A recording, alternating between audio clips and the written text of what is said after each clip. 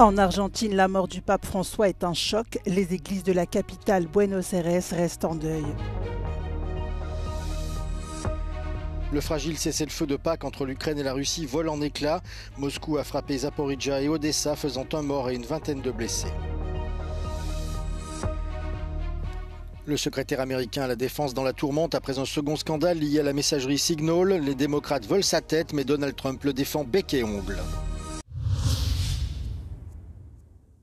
Throughout Monday afternoon into Tuesday, people have continued gathering in St. Peter's Square following the news of the death of Pope Francis. Mourners have been placing flowers, candles at different locations around the area. The Pope's funeral will be held on Saturday at 10 a.m., a date confirmed by the College of Cardinals that convened at the Vatican on a Tuesday. The ceremony is expected to draw leaders from around the world. And speculation is also growing over who could be the next pope. The majority of the 135 cardinal electors, those under the age of 80, has been appointed by Pope Francis. And with no clear front runner, the next Pope will shape the future of the Roman Catholic Church, whether it will take a more progressive or conservative direction. And meanwhile, the Italian government has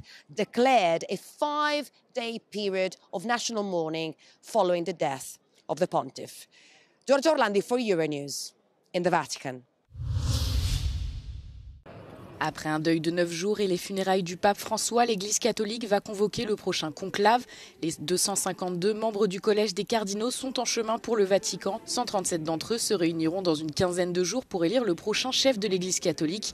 Chaque jour, ils voteront 4 fois jusqu'à ce que l'un d'entre eux obtienne une majorité des 2 tiers. Mais qui sont ces candidats possibles pour devenir le prochain souverain pontife? Euronews a fait la liste. Le cardinal hongrois Péter Erdő, archevêque de Budapest, est considéré comme un candidat sérieux. Il a dirigé à 2 reprises le Conseil des conférences épiscopales d'Europe, ce qui prouve qu'il bénéficie du soutien des cardinaux européens. Avec 53 électeurs, c'est le plus grand groupe de votants.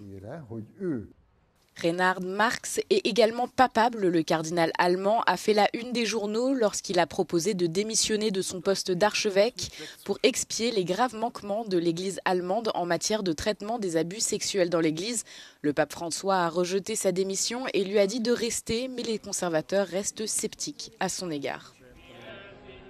Autre candidat, le Canadien Mark Willey, qui a dirigé pendant plus de 10 ans l'influent bureau des évêques du Vatican, supervisant l'examen des candidats à l'épiscopat dans le monde entier.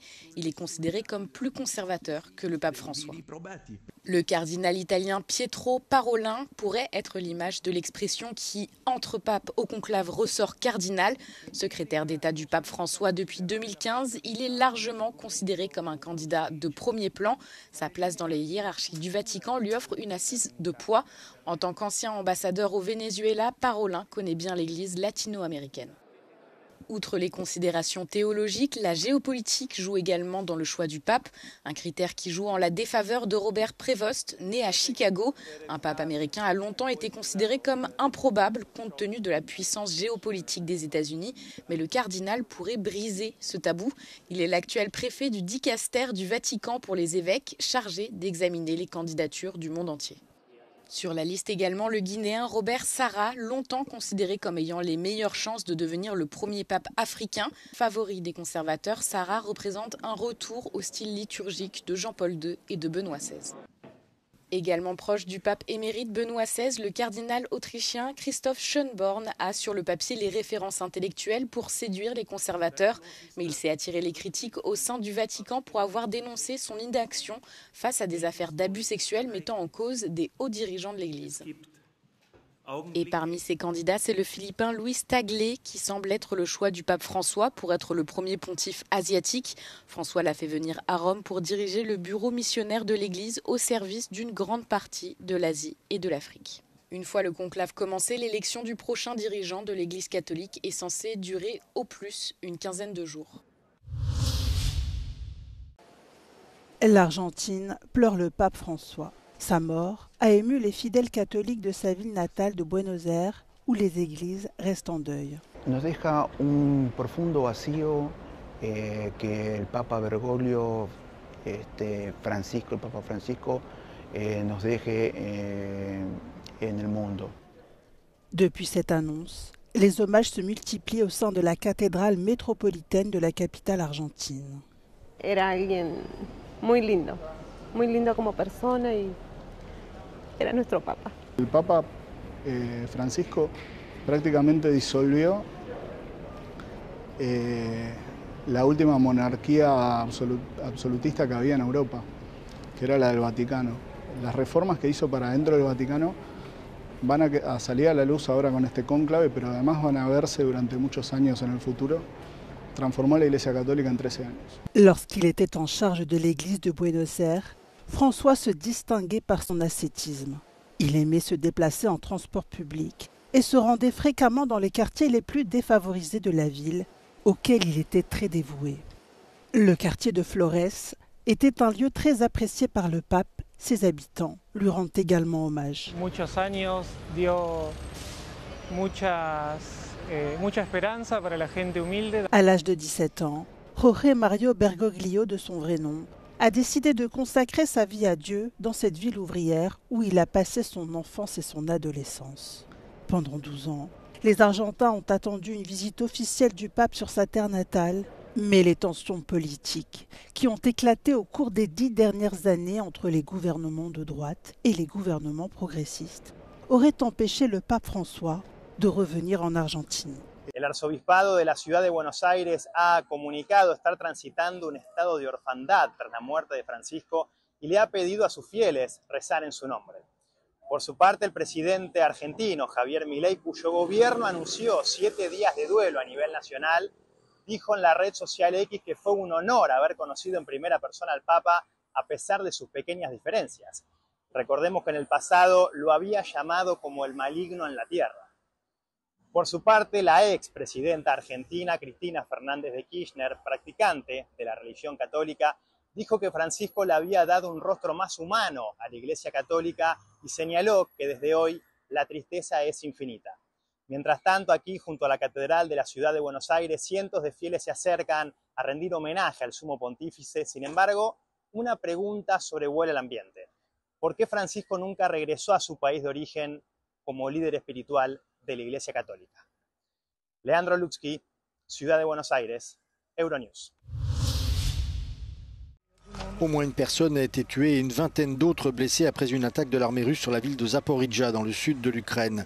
Selon les autorités, un immeuble résidentiel de 9 étages et un établissement d'enseignement ont été détruits lors de l'attaque.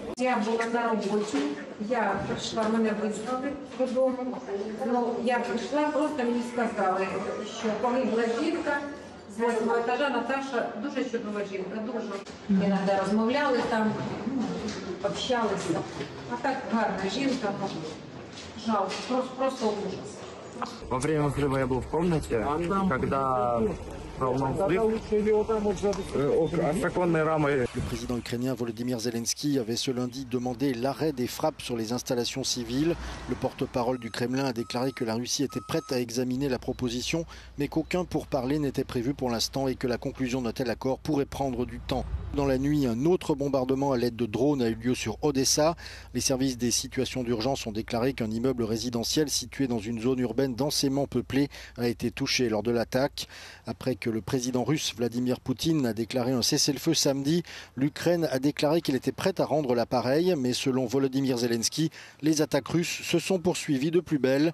Ce dernier a parlé de près de 3000 violations de cessez-le-feu au cours des fêtes de Pâques, un chiffre invérifiable.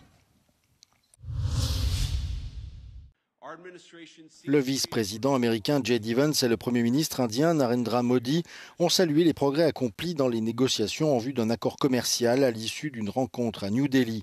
Les deux hommes ont discuté de l'amélioration de la coopération bilatérale dans divers domaines Les deux hommes ont discuté de l'amélioration de la coopération bilatérale dans divers domaines tels que l'énergie, la défense et la technologie. J.D. Vance a déclaré que les deux pays avaient finalisé les termes des futures négociations commerciales. Il a également ajouté que si ces négociations devaient échouer, ce serait, je cite, une période sombre pour l'humanité.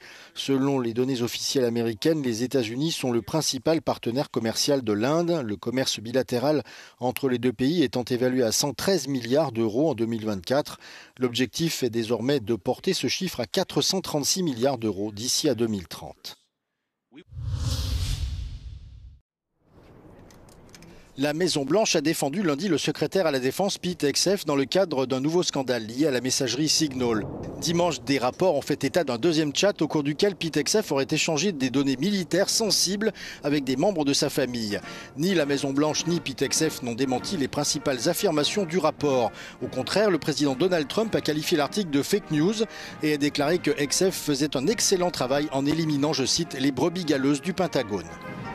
Are you bringing up Signal again? I thought they gave that up 2 weeks ago. Just the same old stuff from the media. That's an old one.